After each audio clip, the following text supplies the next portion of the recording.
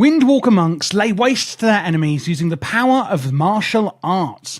I'm going to show you everything today to succeed in Season 1 of the War Within playing one. This is going to be very beginner friendly, and it's also going to be very veteran friendly, giving you in-depth knowledge so you know exactly what to do. Starting off with the stat priority.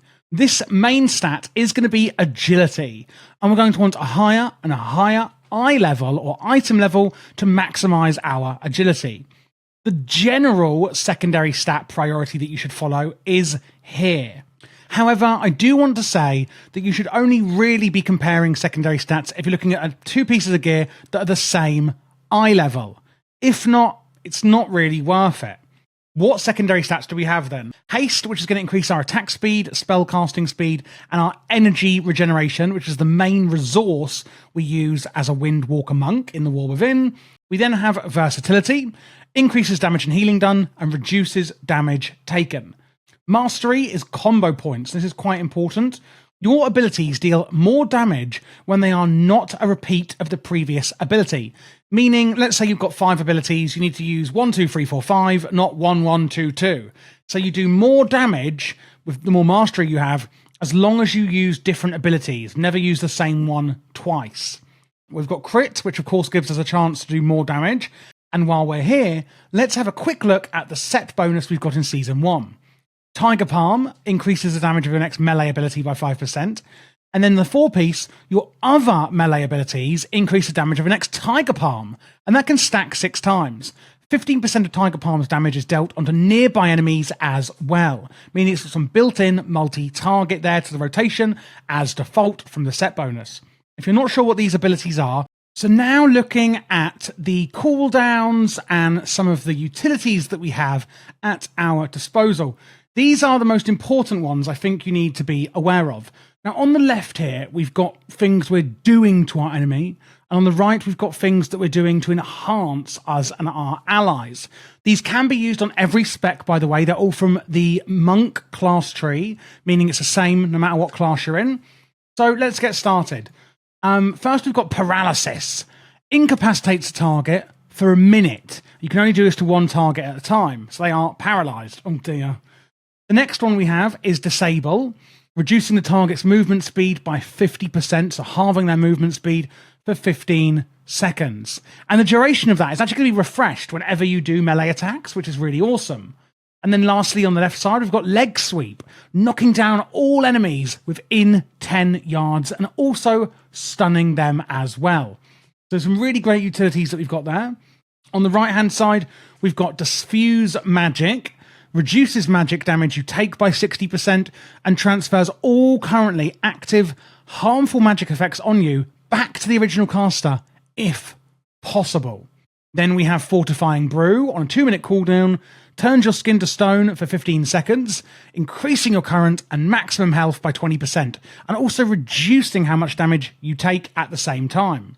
Lastly, we have Ring of Peace. Form a Ring of Peace at the target location for 5 seconds. Enemies that enter that ring will be ejected from it, so it's a safe place for you and your allies. And that pretty much is the main utilities that I want to show you for Monk in this video. Again, do always look through your class talent tree, maybe when you're more familiar with the spec. Look through your spellbook and just see what else we have available. There's always other things that we can do, but these are the main and most important ones that I want you to be aware of for Season 1. So now on to the exciting bit, which is of course the actual rotation we're going to be doing. So one of the first things we do use as a Windwalker monk here is going to be Chi, used by monks to power specific abilities. And we can see here that Tiger Palm, our first ability on our list, generates 2 Chi. Strike with the palm of your hand, dealing damage. Your Tiger Palm has an 8% chance to make your next blackout kick, costs no Chi. If we're going to cap on energy and we're under 5 Chi, then we can be using our Tiger Palm as our number 1 priority. You'll also see that we do have energy here that we don't really want to be capping on. We want to be not over-capping, we want to be using all that energy that we have available to us. After that, we're going to use Strike of the Windlord as our second priority, striking with both fists at all enemies in front of you, dealing damage and reducing movement speed by 50%. After that, we're going to be using the Whirling Dragon Punch as our third priority. Performs a devastating whirling upward strike, dealing damage to all nearby enemies and an additional amount of damage to the first target struck. Only usable, however, when both Fists of Fury and Rising Sun Kick are on cooldown. So even though it's a higher priority, we do need to actually use lower priority spells to be able to use it, which are Rising Sun Kick and Fists of Fury. So Rising Sun Kick kicks upward, dealing physical damage and reducing the effectiveness on healing on the target. And then again, we're going to reach another caveat here. Fists of Fury on a 20-second cooldown pummels all enemies in front of you, dealing damage to your primary target and damage to all other enemies, but deals reduced damage beyond 5 targets. And you can channel it while moving because it is a channeled spell. But notice here it needs 3 chi to cast, hence where our Tiger Palm is a really high priority so that we can make sure we've got enough chi to actually spend on this ability. And then you'll notice here, when I use my Fists of Fury and also my Rising Sun Kick, they're both on cooldown, suddenly now I can use my Whirling Dragon Punch. And you start to see how the rotation comes together a bit more. After that, we want to be using our Blackout Kick for very specific reasons. Kick with a blast of chi energy, dealing damage, reducing the cooldown of Rising Sun Kick and Fists of Fury when used. Now we have this talent here. Tiger Palm causes your next Blackout Kick to strike an additional time. Blackout Kick has a 12% chance to reset the remaining cooldown on Rising Sun Kick. Now you can get quite a lot of stacks of this. As you can see up here, I've currently got another 7 stacks where your next Blackout Kick strikes an additional 7 times. So we do want to make sure that we're actually using up those stacks with our Blackout Kick. Apart from that, we can use our Spinning Crane Kick with a specific buff. Spin while kicking in the air, dealing damage to all enemies nearby. Spinning Crane Kick's damage is increased for each unique target you've struck within the last 20 seconds with Tiger Palm, Blackout Kick, or Rising Sun Kick, and that can stack up to 5 times as well. Specifically, we want to use this with the Dance of Shiji buff. Spending chi has a chance to make your next Spinning Crane Kick free and deal an additional 200% damage. So when you see that proc, do use it. And then lastly, if we've got nothing else to press, we can just use our Blackout Kick. Oh, and there we go. There's a proc on there. One thing I do want to remind you of is your Mastery combo strikes. Your abilities deal a lot more damage when they are not a repeat of the previous ability.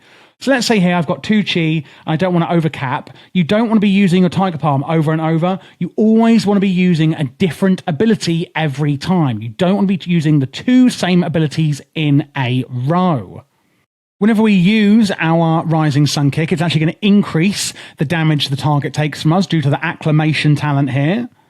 And we have also Glory of the Dawn on Rising Sun Kick, where it has a chance equal to 100% of your hastes, whatever that is, to trigger a second time, dealing damage and also restoring 1 chi for you as well. So that's a great way of getting some chi back sometimes. A few other things I want to mention are our cooldowns and when to use them. We have Invoke Zhwen, the White Tiger, summons an effigy of Zhwen, the White Tiger, for 20 seconds. Isn't it beautiful? He attacks your primary target and strikes 3 nearby enemies within 10 yards, causing nature damage. And every few seconds, he's actually going to strike your enemies with Empowered Tiger Lightning, dealing 8% of the damage you've dealt to those targets in the last 4 seconds. Because he's dealing damage you also deal, we can actually pair this with other DPS abilities, like our Storm, Earth and Fire, for example. Direct your Storm, Earth and Fire target spirits to focus their attacks only on 1 target, where they'll do it here. Obviously, we are in single target. And the actual main ability that this does, if you can see, it splits you into various parts. Split into 3 elemental spirits, each spirit dealing 40% of your normal damage and healing. You directly control the Storm Spirit and Earth while they mimic your attacks on nearby enemies. And that's why we can use them with Zhwen to deal more and more damage. And then we've also got Touch of Karma and Touch of Death we can use. Absorbs all damage taken for 10 seconds, up to 50% of your maximum health, and redirects some of that damage to the enemy target. That's Touch of Karma. And Touch of Death is where you exploit your enemy's weakness, trying to kill them if they have less health than you. It will also spawn 3 chi spheres, granting 1 chi when you walk through them. If you're wondering why I can't use this at the moment, remember, you exploit the enemy's target weakness, instantly killing them if they've got less health than you, and deals damage equal to 35% of your maximum health against players and stronger creatures under 15% health. But we can't because the training dummy is on full health. If we then move over into the Mythic Plus talents, you can see we're not really changing much around. And for both of these builds, we are using Shado-Pan, which I'll be telling you in detail after we go through the Mythic Plus or AoE rotation. You can see here it's fairly simple. I've left the cooldowns out because they're pretty similar to what we said before. Again, we're using Tiger Palm for the exact same reason as before, making sure we're not capping energy or and if we need to generate chi. Spinning Crane Kick, being an AoE ability, is going to be much higher priority, especially with the Dance of Shiji buff. We've got our Whirling Dragon Punch, same as before. Rising Sun Kick as well. Strike of the Windlord. Then it's going to be Fists of Fury.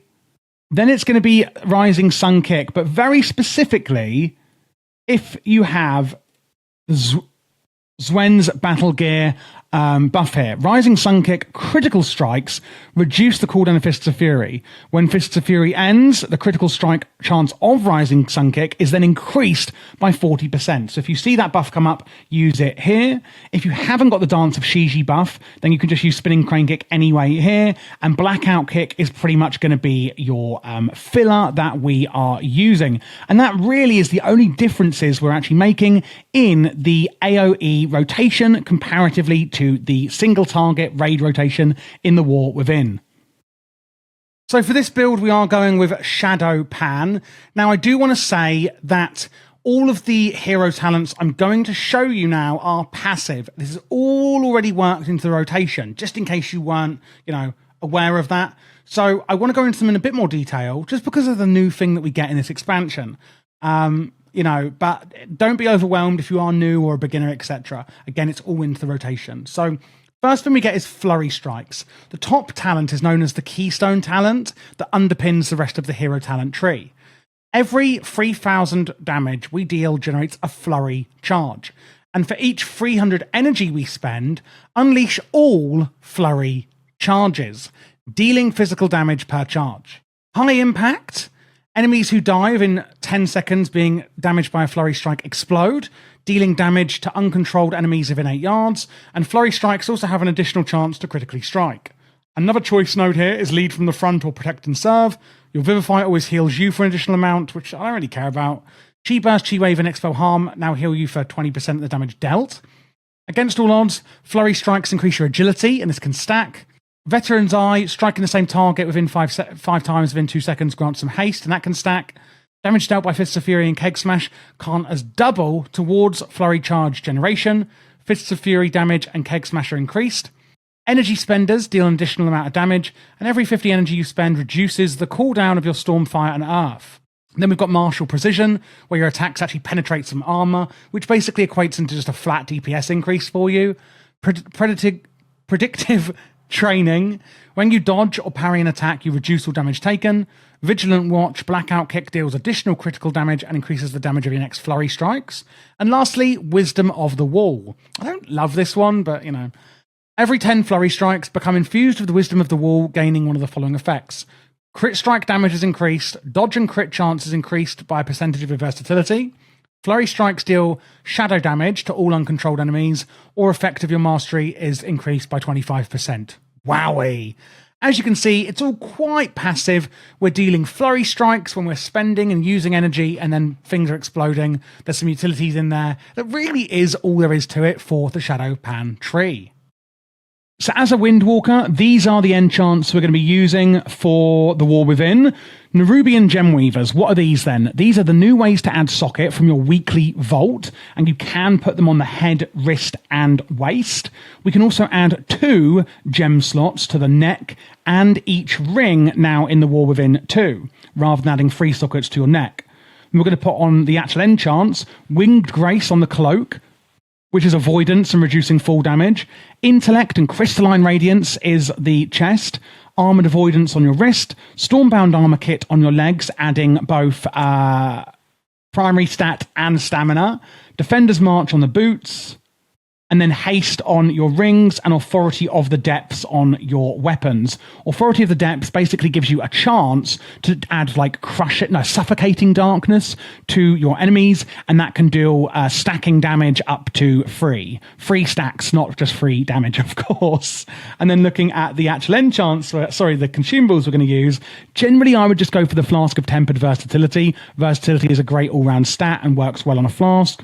Where the Tempered Potion is really interesting. It'll add all the stats that you don't have on your file instead. So if you're going for versatility, it'll add haste and crit, etc., and mastery. Healing Potion, obviously, weight stones or wet stones, depends on, that's your kind of extra weapon enchant, depends on what weapon you're using. If you are using an augment rune, it's the crystallized augment rune. And then the culminating blasphemite is really interesting. This will add primary stat as a gem, but also if you have lots of other different colored gems, it'll give you critical effect. So you want to have at least 1 emerald, sapphire, ruby, and onyx, so different colors, to add the full effect to that one. Thank you so much for watching this guide. I hope it was really useful for you in The War Within Season 1, whether it was for Mythic Plus or raiding. If you do have any questions, I'll be happy to help. My Patreon is in the description below, and that is where you can find my LVUI profiles, which I'll show you in a second. And also, I'm putting together a huge macro list for every single spec that's going to be really useful for you in The War Within as well. I am doing all classes and specs for The War Within, so if you are new to the channel, then please do click this playlist here to check out what else I have, which is all of them. There will also be PvP guides on this channel as well for War Within Season 1, so make sure to look out for that. This here is the UI that I was referring to. As you can see, we've got target frames, etc., left and right, and raid frames go in the middle here, and then weak auras in the middle with an action bar down here. Chat is behind where my camera is. Minimap and details, etc., are here on the right. All of the plater profiles, the voodoo, the LVUI, etc., details profile has all been made by me. And again, you can get this on my Patreon should you like it.